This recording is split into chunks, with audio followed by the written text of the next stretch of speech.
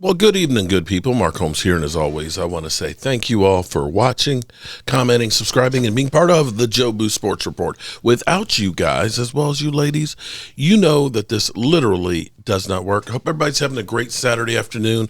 We're just kind of chilling here today. It is the calm before the free agency storm. We will be doing our Sunday afternoon live stream at 5 o'clock. If you are a channel member, you can hit the link on the in the community tab in the description to join us tomorrow for what will be, I'm sure, a very interesting and heated discussion on if the Dallas Cowboys are actually going to do something. So with the Cowboys yesterday having restructured Dak Prescott's contract, at the Combine, we had Jerry Jones talking about how Dak Prescott's contract, or when you have a premier quarterback, paying him, you're unable to put players around him like they could his rookie year. And let's listen in. Let's refresh our memory on that. It's we want to get all the help around him, but as we know, when you have a competitive paid quarterback in the NFL, then you're not going to be able to get the most skill around him. You're going to have to pick your spots, and you're going to be a little slower one year than the next year. Not slow in terms of speed, just at what you're doing. You can't pay that position. Get Dak a minute. You can't pay that position at that level and take that much of the available dollars and then put the exact thing around him. When Dak first got here, we had one of the best offensive lines that, in my mind, that had been put on the field in a long time. And he had that. And so we had skill around him, especially offensively. Mm-hmm. Well, when you do what you do today and you invest in a quarterback the way you do with these premium quarterbacks, that is diminished. That's automatically has to be diminished. And so when you ask me the supporting cast around him, it'll be hard to get to a supporting cast the way he did when he started his career. Okay. It's we want to get. Sorry about that. That's interesting, to say the least, when you hear Jerry Jones say that.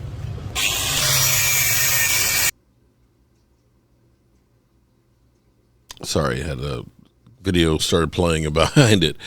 But it's, that sounds good when you hear it, and you look at that and say, well, it's Dak's fault. The funny thing about Dak Prescott is there's all kinds of Dakisms that Dak is judged differently than anybody else. You remember when it was dink and dunk Dak? I know Dak Prescott haters are going to, of course, say, here you go, just defending a garbage-ass quarterback like you always do. But it used to be dink and dunk. They say, yeah, they're winning games, but, it's really not, he can't throw the ball down the field.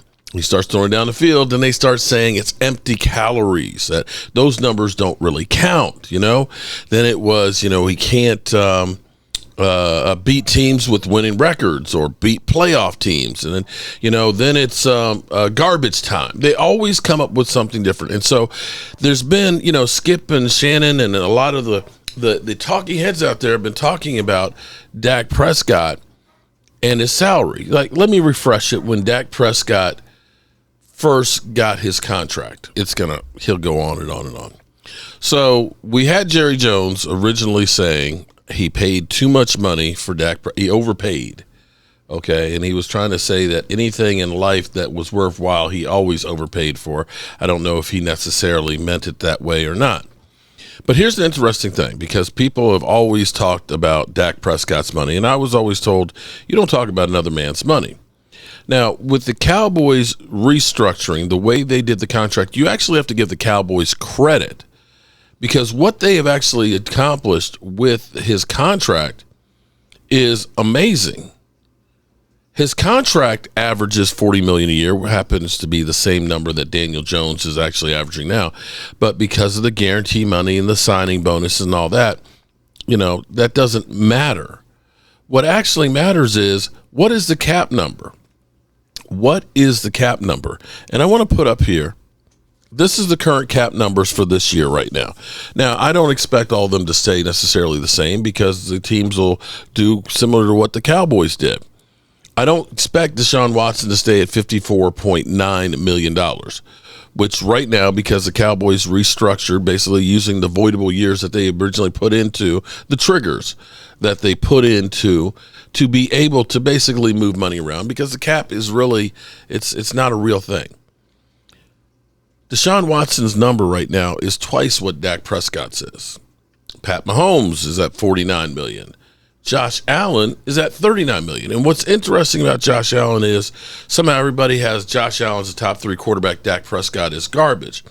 But if you look at Josh Allen before he got a great receiver in Stephon Diggs, he was an average quarterback. And if you look at this is kind of interesting because, we all talk about how great Josh Allen is. We know that Dak Prescott had a down year this year with the broken thumb and the lack of talent around him. But let's take a look at this is a comparison directly from Josh Allen and Dak Prescott in the playoffs this year. Okay? Josh Allen, 40 attempts a game, 308 yards, 1.5 TDs, 1.5 interceptions, sacked 4 times in his 2 games. Dak Prescott averaged, in less attempts, more completions. He had 255 yards. He averaged a touchdown more than Josh Allen and a half an interception less. And even going through game by game, that's playoff totals. You look at the ratings in the playoffs, Dak was a 101 average between the 2 games, 101 versus 80.1. Dak had 5 TDs to Josh Allen's 3. Dak had 2 interceptions to Josh Allen's 3. Nobody says anything about Josh Allen. And you can't look at Josh Allen and say the weapons that he had versus Dak Prescott are the same. You just can't. But be that as it may, I know people won't go through and believe that. But as we go through, Ryan Tannehill's cap number is $36 million. Kirk Cousins' cap number is $36.25. Matty Ice is at $35, and Tampa Bay is taking a $35 million dead hit for Tom Brady. Lamar Jackson at the franchise tag is at $32. Aaron Rodgers is at $31. Jared Goff is at $30, and here it is, Dak Prescott is 11th at $27. But here's another one of these amazing numbers here that I want to actually put up here for you guys, because if you actually take Dak Prescott's contract, okay?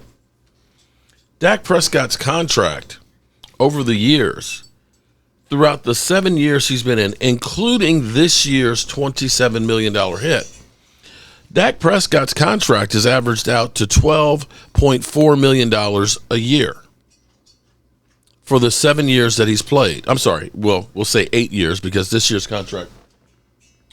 Get out of there. Get out of that. That's not your food. Damn dogs. If you just take the 3 years of this new deal, here's what's amazing. Because everybody, you get Skip Bayless. Well, Dak threw. Get out of his food. Go on upstairs. Damn. Like bad kids.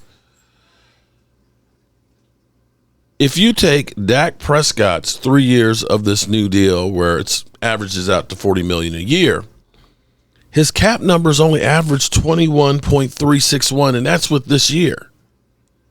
That's actually a bargain. The amount of money that the Cowboys have actually paid quarterback over the time that Dak Prescott has been here, it's only $99 million over the 8 years. Less than 10% of the cap. If you can, the ultimate goal is to make sure you're not paying more than 15% of your cap number to your quarterback. The Cowboys have actually been below that number.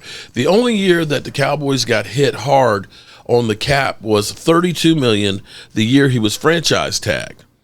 And that was not because Dak Prescott wanted to be franchise tag. That's because the Cowboys couldn't go ahead and sign him. And had the Cowboys signed the contract right after Kirk Cousins got his, before Russell Wilson had gotten his, that cap number would have been even lower. So this whole thing of Jerry Jones saying that you can't get talent, guys, we're at 11% of the cap number is going to Dak. That's it. 11%.